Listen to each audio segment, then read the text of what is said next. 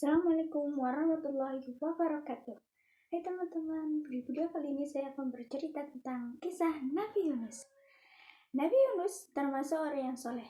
Sejak sebelum ia diangkat menjadi nabi dan rasul, ia memang ahli ibadah yang takut.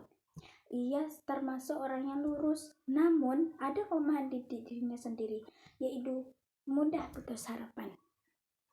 Ia telah mengajak kaumnya untuk menyembah Allah dan meninggalkan penyembahan berhala, meninggalkan kemaksiatan dan meninggalkan kedurhakaan.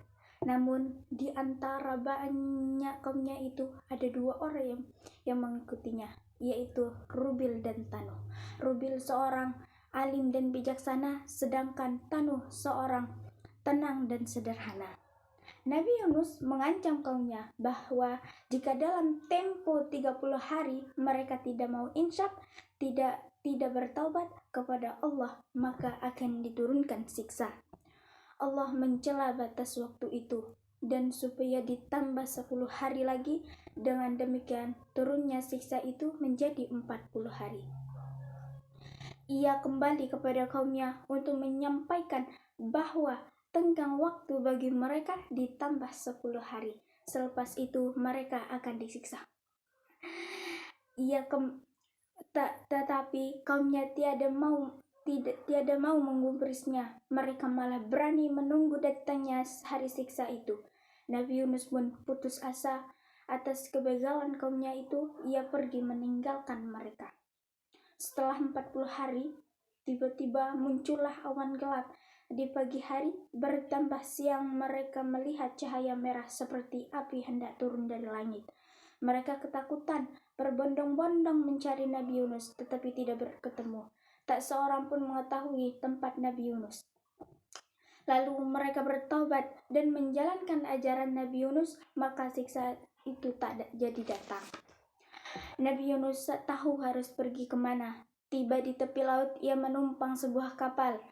Penumpangnya sebenarnya sudah banyak. Ketika tiba di tengah laut, kapal itu oleng, dihantam ombak. Semua perbekalan sudah dikurangi, namun kapal itu tetap oleng. Nahkoda memutuskan untuk melempar salah satu penumpang ke laut. Diadakan undian. Di undian 3 kali selalu bernama Yusuf yang keluar. Tak dapat ditolak lagi, maka Nabi Yusuf dilempar ke tengah laut. Allah tidak menghendaki Rasulnya binasa. Seekor ikan paus besar diperintahkan menelan Nabi Yunus.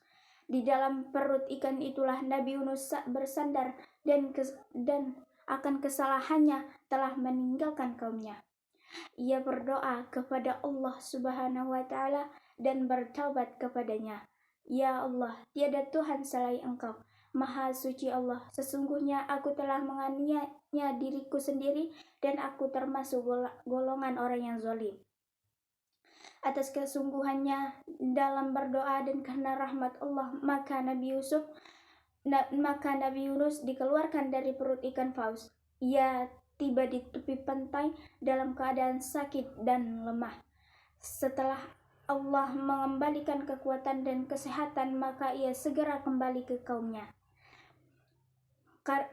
Ternyata kaumnya itu menyambut kedatangannya dengan gembira. Tak kurang dari 100.000 tahun orang telah diseru Nabi Yunus untuk menyembah Allah.